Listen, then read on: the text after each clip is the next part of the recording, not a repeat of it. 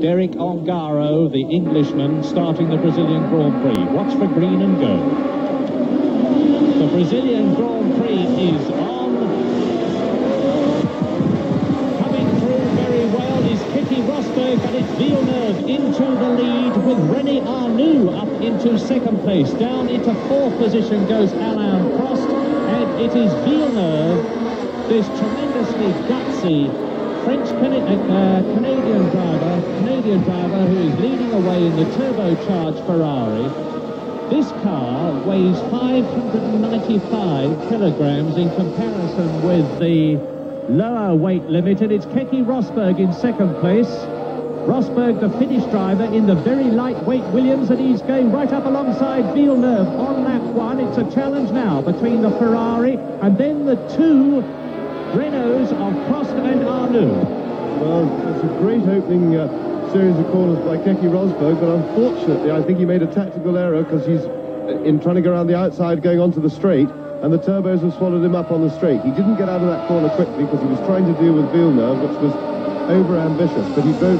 It was fantastic getting where he did into the first corner and then passing the Renault into the second corner, but he's battling away, and he really has got a problem now that the cars the turbos can get their feet down on the straights.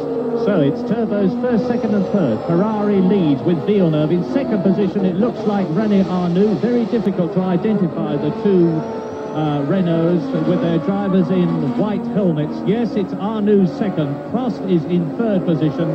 Keke Rosberg in the first normally aspirated engine car. They complete lap one, and look at the tyre marks from wheel spin. And there is Nelson Piquet coming up through the field. Arnoux second, Prost third. Then it's Nelson Piquet and Patrese in fifth and seventh positions.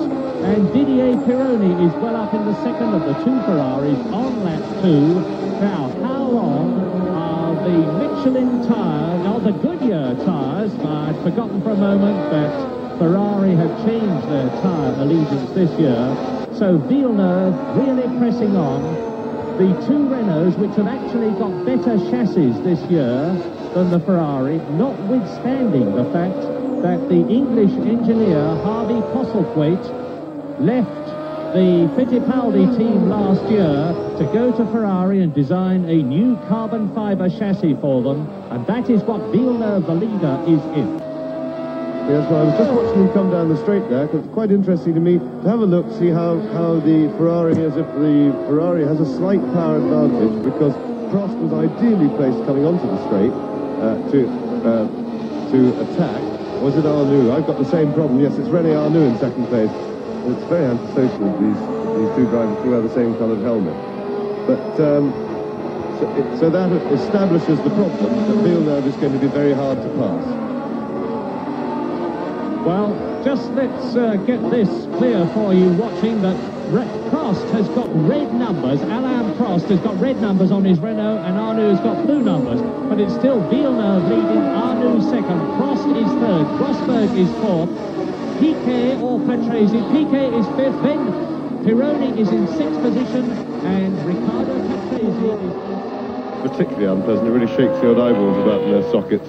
But he's driven a really worthy race as world champion, a real champion's effort. He fought hard in the early stages when he had to, aggressively, and then he hung on and drove very clean. He's just taking an easy line now. He's coasting up the line almost, and but full marks. Look at the crowd, really loving it, celebrate. Never silly with his aggression, always controlled in a car that I think probably wasn't quite as good as Nelson's on the day, and I think the result reflected that. But he certainly drove an outstanding race. He's driven many other races like that before, but never in such a good car, and that for the first time really showed his talent to the world at large.